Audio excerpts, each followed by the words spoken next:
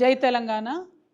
పోలవరం ప్రాజెక్టులో 2014లో రాష్ట్ర విభజన జరిగిపోయిన తర్వాత తెలంగాణ ప్రాంత ప్రజలకు కనీసం చెప్పకుండా ఒక ఆర్డినెన్స్ ద్వారా తొలి క్యాబినెట్లో నరేంద్ర మోడీ గారు 7 మండలాలను తెలంగాణలో ఉన్న వాటిని తీసుకొని ఆంధ్రాలో కలపడం జరిగింది. అప్పుడు కేసీఆర్ గారు పెద్ద ఎత్తున తెలంగాణ బంద్ చేసి మరి ఆ ఉన్నటువంటి 10 సంవత్సరాలు కూడా నిరంతరం కేంద్ర ప్రభుత్వం మీద ఒత్తిడి తీసుకొచ్చినప్పటికీ కూడా ఏనాడు కూడా కేంద్ర ప్రభుత్వం మరి ముందుకు రాలేదు, తెలంగాణ ప్రాంత ప్రయోజనాలు కాపాడేటటువంటి ప్రయత్నం చేయలేదు. జరుగుతున్నటువంటి సందర్భంలో మరి భద్రాచలం పట్టణంలో కూడా మొన్న వచ్చిన వరద మునిగిపోయేటటువంటి పరిస్థితి కనపడ్డది. కేసీఆర్ గారు కరకట్టలు కట్టి కాపాడేటటువంటి ప్రయత్నం చేసినారు, అందుకనే అంతో ఎంతో మనం కాపాడుకోగలిగినాం.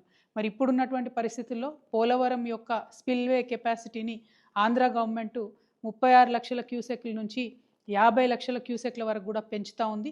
దానివల్ల అక్కడ నిల్వ ఉండేటటువంటి నీరు మొత్తం కూడా మొత్తం వెనక్కి దాన్ని మన తెలంగాణ ప్రాంతంలో మరి పెద్ద ఎత్తున ముంపుకు ప్రమాదం ఉంటుంది. కాబట్టి భద్రాచలం చుట్టుపక్కల ఉన్నటువంటి 5 గ్రామాలు కూడా మరి వాళ్ళు మేము తెలంగాణలో కలుస్తాం, మమ్మల్ని తెలంగాణలో కలుపుకోండి అని చెప్పి డిమాండ్ చేస్తున్నటువంటి సందర్భాన్ని మనం చూస్తున్నాం.